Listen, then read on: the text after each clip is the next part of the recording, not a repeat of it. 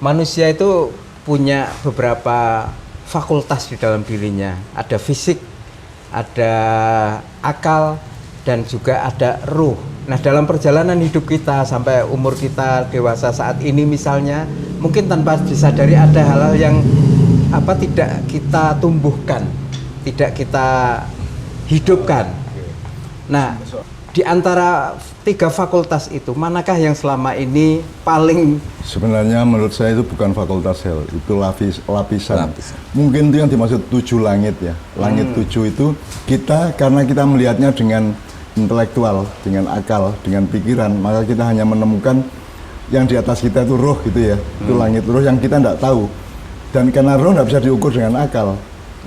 Karena algoritmenya berbeda dan alat-alatnya berbeda, perangkatnya berbeda. Jadi kita membayangkan misalnya aktivasi makan. Nah, makan itu keputusan siapa? Lidahmu apa perutmu apa pikiranmu yang pernah mendengar ada makanan tertentu gitu, yang mana? Jadi kita maksudnya aktivasi itu maksud saya adalah setiap orang kalau bisa harus meneliti dirinya masing-masing. Kui sing gawe keputusan ki sapa? Kowe iki kowe sing ndi? Kalau Jawa kan sudah sedulur papat lima pancer itu kita cari sendiri kapan-kapan. Tapi intinya gini, yang kamu maksud kamu itu siapa? Dirimu itu siapa? Misalnya kui kelambimu kan di maiyah kita bilang itu kelambimu loh, dudu kowe loh. Berarti kui ndasmu dudu kowe, kui hatimu dudu kowe, kui meng hatimu. Nah kowe ini siapa? Nah itu asiknya kehidupan di situ karena kita terus mencari, terus berkembang sehingga Allahu Akbar. Jadi Allah itu selalu maha besar, selalu lebih besar dari yang kita sangka.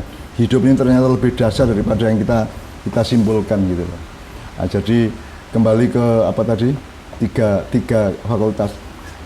Ini sederhananya setiap orang kalau bisa itu mengerti. Kamu itu ngambil keputusan, menginginkan sesuatu, mengejar sesuatu, itu siapa? Dari fakultas atau lapisan dirimu itu yang mana? Apakah itu emosimu, nafsumu yang dihimpun dari banyak informasi? Oh, nek fakultas iki aku dadi ngene, engko nek aku sarjana iki dadi ngono, aku entuk iki, aku sugih, aku kuwasa sak piturute. Itu kan informasi yang kerja di wilayah akal yang kemudian diaplikasikan ke jasad kita di dalam sebagai warga negara, sebagai manusia, sebagai anggota masyarakat. Nah, kalau bisa aktivasi itu nomor 1 aktivasi roh. Roh itu maksudnya subjek utama kita adalah Allah sendiri. Jadi kalau kita menginginkan sesuatu karena memang Allah berkehendak atau memerintahkan kita menginginkan itu, bergerak ke situ, mengambil itu, memakan itu, apa memperjuangkan itu atau mendalami itu, menelusuri itu dan seterusnya gitu ya. Kalau bisa subjek kita nomor 1 ya Allah itu sendiri, makanya sohibu baiti itu. Ya. Jadi Allah sendiri karena kalau sudah wilayah roh kan kamu kalau sekarang Anda berdebat tentang roh kan berdebatmu paling pakai akal pikiran, pakai intelektualitas, pakai rasionalitas. Itu tidak bisa juga. Wong dia cuma bagian dari yang dikendalikan oleh roh kan gitu. Jadi roh itu sendiri harus kita terus-menerus kita dekati, bukan kita pelajari. Kita dekati karena subjek sejatinya hanya Allah. Gitu loh. Jadi kadang-kadang kita ngomong yang kita ndak sadar tuh mudah-mudahan tuh Allah yang memang seperti penyanyi itu kan kadang-kadang kan keluar cengkok-cengkok segala macam yang dia tidak sadar gitu ya. Keluar ungkapan atau apa ekspresi yang dia tidak sadar itu karena subjeknya bukan hanya dia, subjeknya ada yang lebih dalam, ada yang lebih inti, ada yang lebih substansial, lebih esensial di dalam pada dirinya seseorang itu gitu loh. Nah, jadi kalau bisa makanya kalau tasawuf ya kita ini Allah meskipun Allah bukan kita.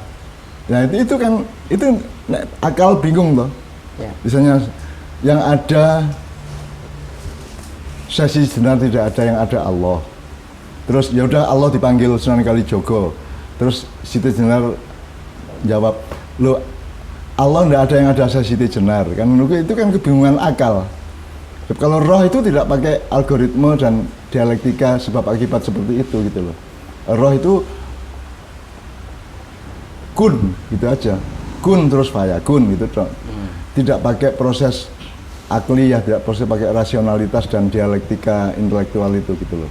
Nah jadi intinya kita bukan mau serem-serem, bukan mau tinggi-tinggi. Pokoknya kalau saya makan itu karena saya memang takdirkan Allah untuk makan. Kalau saya kawin itu karena Allah yang memang memperjodohkan saya untuk kawin. Kalau saya mencapai sesuatu, saya mengatakan sesuatu, saya mendapatkan sesuatu, itu semua Allah yang menjadi subjek utamanya. Kalau bisa begitu aja.